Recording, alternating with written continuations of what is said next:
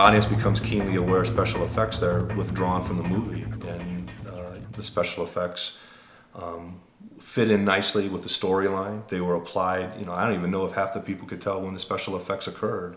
First starting faded, or the effects were faded, we first thought about like what's our whole philosophy behind it. We decided that we didn't want the effects to be too Hollywood, over the top, because once they get over the top, that's when, the viewers start to go, hey, this can't be real because his whole entire body exploded from a single gunshot and stuff like that.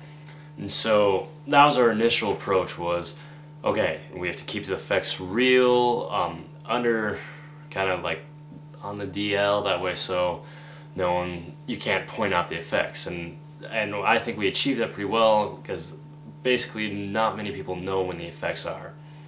There is a part in Faded when Blake is walking across the bridge that goes over a highway, and it worked. Yeah, he bumped into her and she reacts well to it, but it just kind of looked odd, because one, as the audience, we never showed them what was below the bridge, what they were looking at, and it just kind of looked, I don't know, it just looked odd.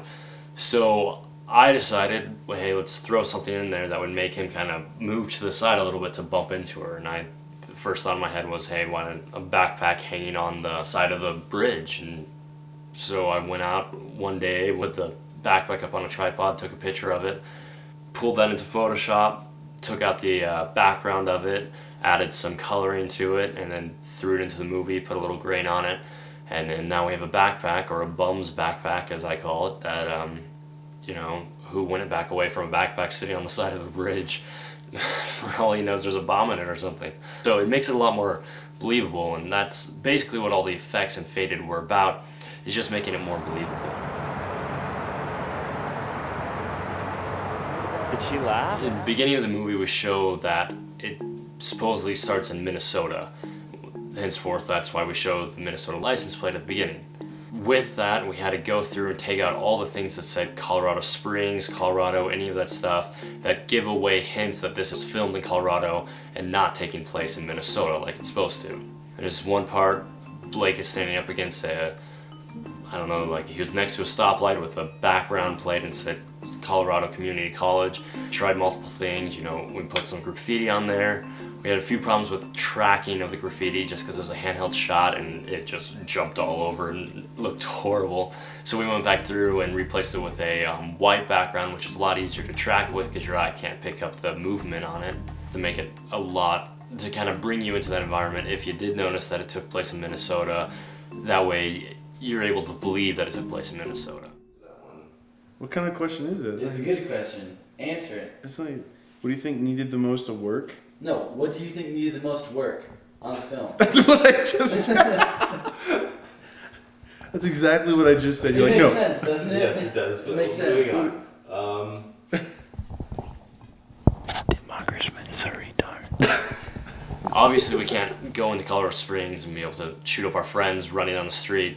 So from the beginning, I knew that we were going to have some sort of special effects for the guns. What style I was going to do it, I didn't quite know. It was probably about midway through the production when we started realizing that we needed to make this as real as possible and not really do the kind of Hollywood gun flashes like I had where there's a big huge muzzle flash. So that's when we got the idea of just making a very heavy smoke with sparks coming out of the barrel. We filmed some footage against like a black screen, that way we could have the sparks and the smoke, and then we took in and composited that over top of it, creating the flashes. One of the more particular shots, I wanted the gun to be right on the screen, that way so we could see, kind of show people that, hey, this is a real gun and it's really firing, although it wasn't. But I felt that we could achieve that effect through special effects.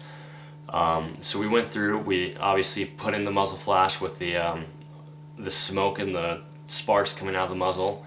And then next we came in and we put in a slide, which was actually, I just took a freeze frame of that actual gun that was in the frame and then photoshopped that on top of the slide. That way so when it fires I could digitally take it and move it back as a separate layer. So then I have the slide just move back on its own layer. From there, as the slide moves back, I have shells that someone else had filmed. We got the footage off the internet, and the shell spins around, and so we had taken that and ejected out and had the right kind of speed that way, so it looked like the cartridge was just flying out of the slide. And then second, we had to kind of blank out the original slide, that way it looks like it all went back. That way it's not just two slides on top of each other, which would look ridiculous. So we went back and we put in a kind of black spot, that way so it blanks out the area where the initial slide would be. And that's how we achieve the effect of kind of making that gun look pretty close to real. I mean, a lot of people obviously know that we didn't shoot our friend in the face with it, but then there still are a few people saying, hey, how did you shoot the blank gun that close to your friend, and tell them that it's special effects, and that kind of always makes you really happy to be like, hey, yeah, that's special effects. Glad you believed it. Some stuff came up, I spent the money, but I'll get you your money back. Hey, I swear this will never happen again. Oh, I know it won't.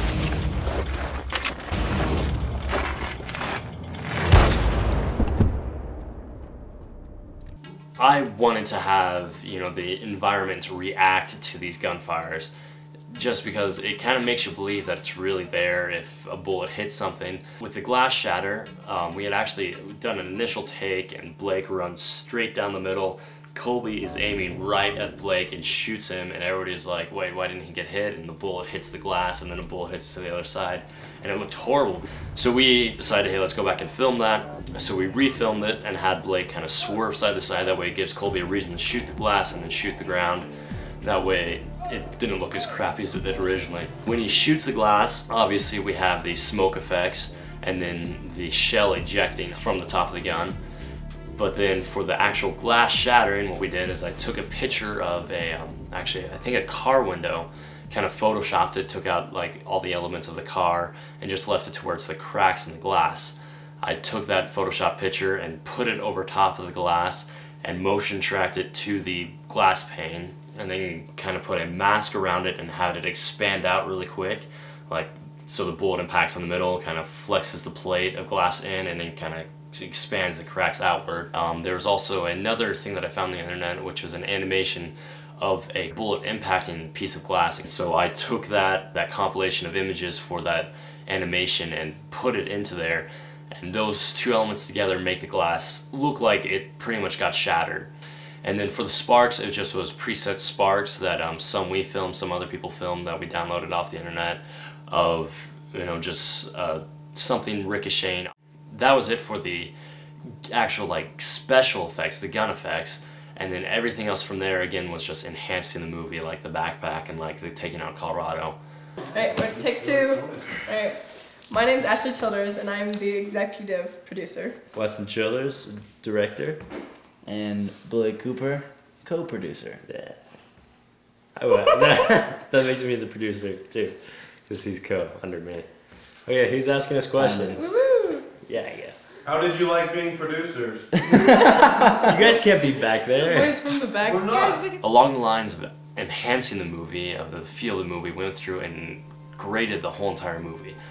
Originally, you know, when you shoot a movie, when it comes on tape, you know, your blacks are kind of grayish, your whites aren't very white, and you have to actually go through and touch it up and kind of get the feel that you want. Also, to set the mood of the movie, you know, in the beginning of the movie, we want to put a kind of blue tint on it to make it very sorrowful, you know, kind of depressing look in the beginning.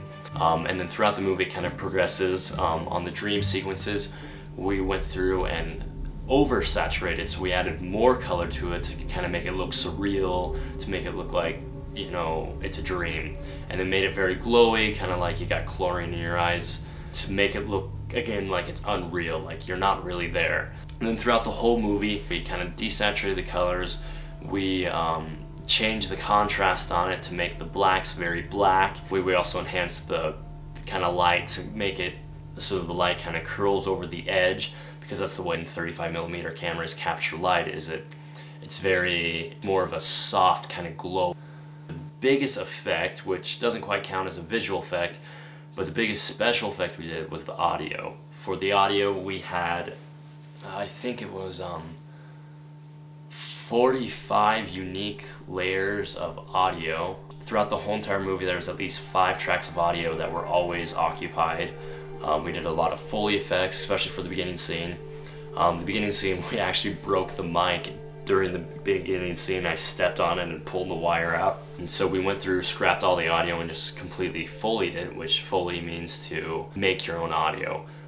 So I spent about 2 or 3 days next to my computer with my microphone, kind of like stepping on the floor, rustling shirts, scraping my hand against the carpet, getting those sound effects so that it makes it believe that you're in that environment. Also, I wanted to kind of crank the sound effects up because it's very uncomfortable for the audience to hear just those kind of annoying sounds. Because the movie is in Dolby Digital, you have to add in, you know, ambience on the foreground speakers and the background speakers. So we added in our own ambiences, you know, like birds squawking. We had city sounds with very low bass, because cities have low bass, and kind of like cars honk in the background, occasional like police siren. We went through and put a lot of effort into making the gun effects sound unique but very realistic. We had added all the elements of the shell clinking on the floor, the echoes of the gun. We also added in the sounds of the slide clanking against the back of the gun as it reaches its full extension. Also for the gun effects with the Dolby Digital, you know, we added the shells clinking behind you. That way it kind of went over the camera and clinks behind you, and the echoes all around you, and things like that to make it feel, again, just that you're in the environment. I think we had 14 tracks of music in there. Just some of them we played 5-second clips, some of them played a minute clip, and majority of them were all placed on top of each other to kind of make a unique soundtrack. Being as though it was a low-budget film, we couldn't quite afford having our own composed music for it, so we had to use music from other movies, but I wanted to pick movies that you wouldn't recognize. The greatest thing about editing is that all these things enhance it. You know, you take out the sound effects, it doesn't look very real. You take out the special effects, again, it doesn't look very real. If you take out the music, it seems very subdued and isn't very interesting. All the elements together make the movie in its whole form, and that's why we spent so much time in post-production putting it all together and making sure it all synced together, making a believable experience for you. Biggest effect that would have ruined the end of the movie if we had not done it. The camera pans down and goes to our supporting actors, Melissa Phillips and Kevin, and you know, they're talking about the ticket, and in the background you can see this couple, and they walk up, they're holding hands, and they see the camera and they freak out, and so they turn around and walk away. Most people don't notice it because of the effect that we put on there, but originally there was no depth of field on there, so they were in focus too. And as soon as you see the movement of them like looking at the camera and turning around, your eye goes straight to them, and you start watching them and paying attention to the couple in the background and not to the dialogue in the foreground. Going back and reshooting it wasn't really an option because Kevin, the guy who did the Ticketmaster, he was a volunteer guy that we randomly found, and I don't think we could ever find him again. And just the time, we didn't have time to go back up to Denver and shoot it again. So I decided, hey, let's add some more depth of field. We took one layer was the in-focus layer, and then put a second layer on top of that and blurred that layer, so the whole top layer was blurry. And what I did was I went through and masked each person. So there's about 100 vertices on each person, and you have to frame by frame move each vertice to follow that character. The mask is on the upper layer, so when you turn on the mask, it cuts out the upper layer where the mask is. So they look like they're in focus and the background looks like it's out of focus.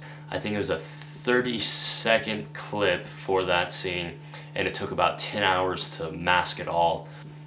And if we had not done that, I mean, your eye goes straight to it, and it would have ruined it because no one would have heard what she was arguing about, and people would be like, what the heck, why do you give her money? And then it just kind of ruins the whole movie. I believe that we were able to take this movie, we spent $60 on, that was our budget, $60 for food and gasoline, and able to make it look like it was, you know, a few $1,000 movie or somewhere close to that of other movies that I've seen.